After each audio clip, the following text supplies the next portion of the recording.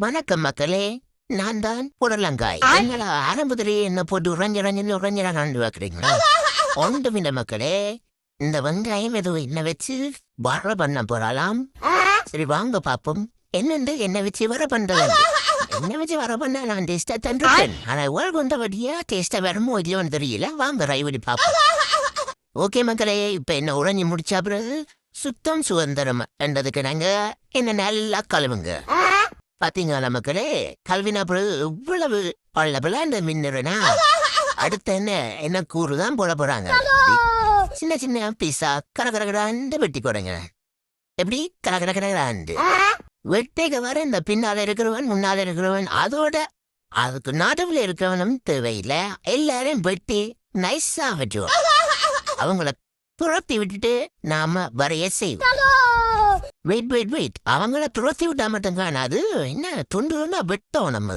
இப்படி சின்ன நீட்டா வெட்டி போட்டு அப்புறம் ஸ்மால் பீஸா போட்டீங்கன்னா வெட்டுறதுக்கு சுகமா இருக்கும் நினைக்கிறேன்.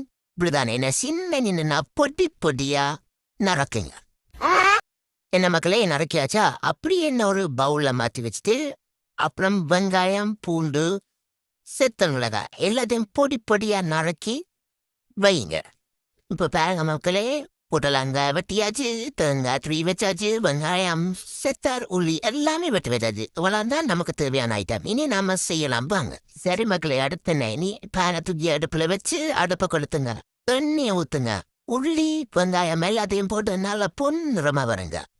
பொன்னிறமா வந்ததுக்கு அப்புறம் செத்தல போடுங்க. செத்தல் கடுகு பிழிஞ்சிடும் நான் போட்டு நல்லா வதக். நெக்ஸ்ட் என்ன மக்களே, மெயின் ஐட்டமான இந்த புடலங்காய் தான். புடலங்காய் பையனை தூக்கி அதுக்குள்ள போடுங்க. அவனை அப்படியே மூடி விட்டீங்கன்னா நல்லா பொன்னிறமா வதங்கி வருவான். அதுக்கு பிறகு இந்த தேங்காய் பூவையும் நாங்க அளந்து வச்சிருந்த உப்பு தூள் இந்த ரெண்டையும் போட்டு அப்படியே லோ ஃப்ளேம்ல மூடி விடுங்க. கவன மகளே, ஹை ஃப்ளேம்ல வச்சிங்கன்னா வந்து கரையிடும். அதுக்கு பிறகு நான் பொறுப்பாக மாட்டேன். ஓகே, நெக்ஸ்ட் இதை வந்து பாத்தீங்கன்னா இதே மாதிரி உதிரியா வந்திருக்கும்.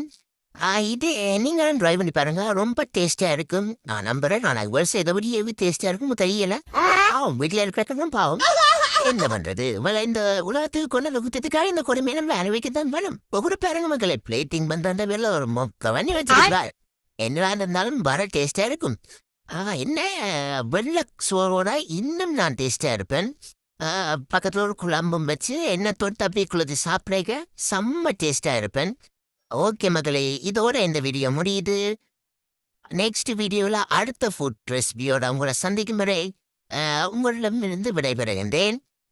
இந்த வீடியோ உங்களுக்கு பிடிச்சிருந்தா லைக் பண்ணுங்க, ஷேர் பண்ணுங்க, கமெண்ட் பண்ணுங்க. மறக்காம சப்ஸ்கிரைப் பண்ணி அந்த பெல் ஐக்கானை கிளிக் பண்ணுங்க. அப்பதான் நாங்க போடுற வீடியோ உங்களுக்கு நோட்டிஃபிகேஷன்ல வரும். ஓகே, டாடா, பாய்.